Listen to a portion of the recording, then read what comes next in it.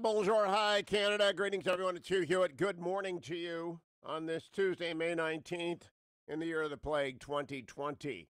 The first story I want to tell you about is a great news story, and it's the story of the market of the day. Now, normally I do that in the second segment every day. Birch Gold sponsors it. Birch Gold is the people I tell you about to always diversify your retirement with by sending my name, Hugh, to 474747. And normally you wait for it because it's an important story, but it's not usually the story, the breaking story of the day. But gold and the market is the breaking story of the day.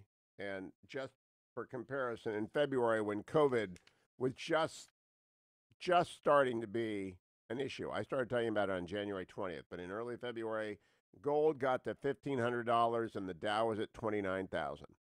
Today, gold is over $1,700. In fact, at this very hour, gold is at 1737, and the Dow is sitting at 24,000. And the story of the day on CNN is that gold nears an 8-year high. What happened yesterday to push gold up? And the markets. The Dow went up 911 points, the Nasdaq went up 220 points, and the S&P went up 90 points.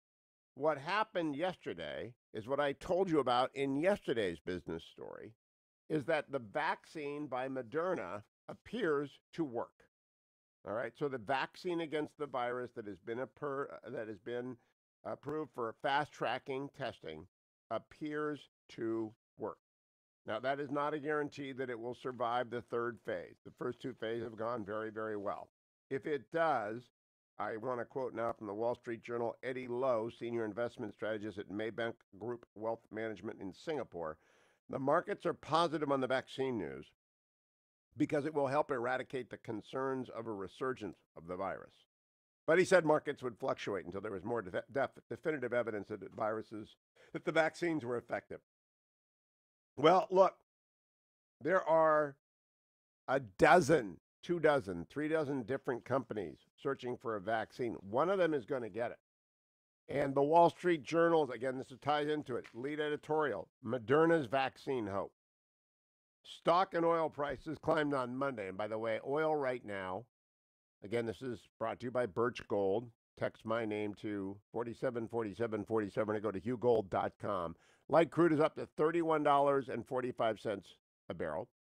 Japan overnight and Hong Kong overnight both went up more than 1.5%. And I don't know what's going to happen on the market today in the United States. I never do. It's too early in the day. But yesterday, Amazon was up 0.68%.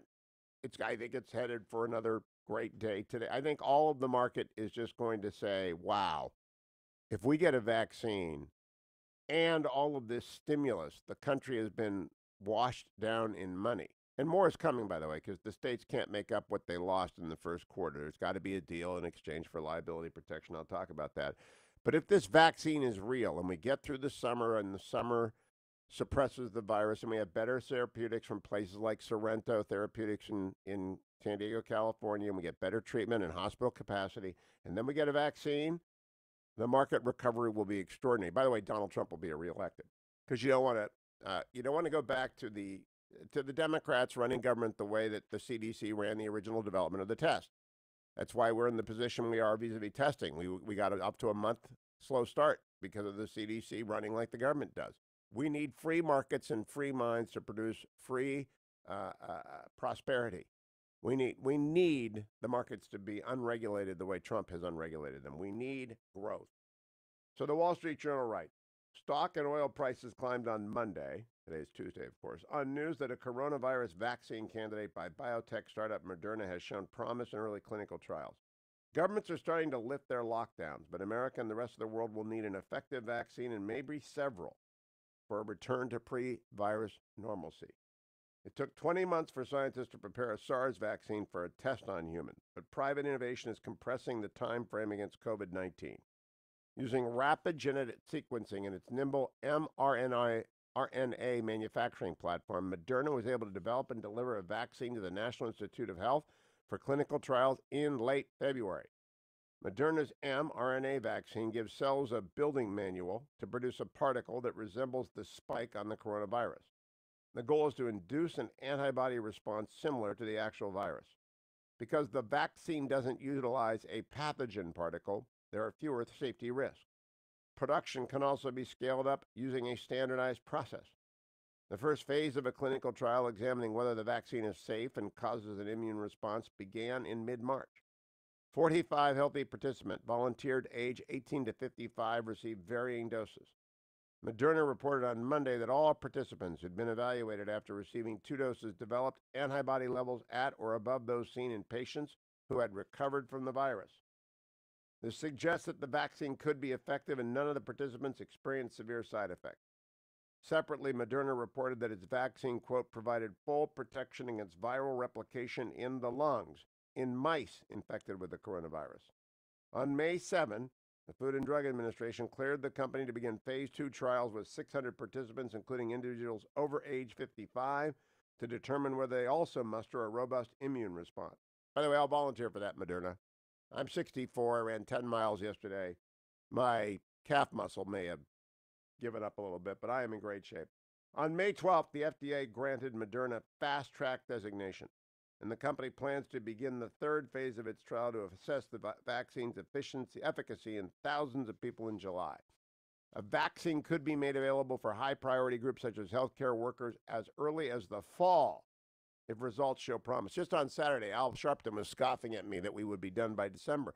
And he pressed me, will we be done? I said, it's possible, it's not likely. I was wrong. I think it's likely. Historically, only 16% of vaccines that begin clinical trials have been approved. But more than 100 vaccines are in development worldwide, and the Gates Foundation and the National Institutes of Health are investing heavily to accelerate those like Moderna's with the most scientific potential based on early evidence. Scaling up manufacturing will take time, the journal's editorial writers continue. But Moderna's factory outside Boston can produce 100 million doses a year, and it is working with Swiss firm Lonza to increase capacity up to 1 billion doses. Other drug manufacturers are also gearing up factories to churn out vaccines if their candidates show promise. Johnson & Johnson plans to begin clinical trials in September, says it hopes its first batches could be available for emergency use early next year. Its Netherlands plant can produce 300 million doses annually. Pfizer is also testing several vaccine candidates, hopes to have 10 to 20 million doses ready for emergency use in the fall. The FDA could help by streamlining trial design, such as allowing manufacturers to increase participation in studies or dose arms with strong preliminary results. This wouldn't compromise safety, and the death and destruction from the virus have removed some of the political obstacles of faster testing. 35 House Democrats and Republicans last month wrote a letter urging the FDA to act more rapidly and nimbly. Relaxing lockdowns and social distancing mandates will also be needed since masses of people will have to be exposed to the virus for manufacturers to figure out if vaccines work.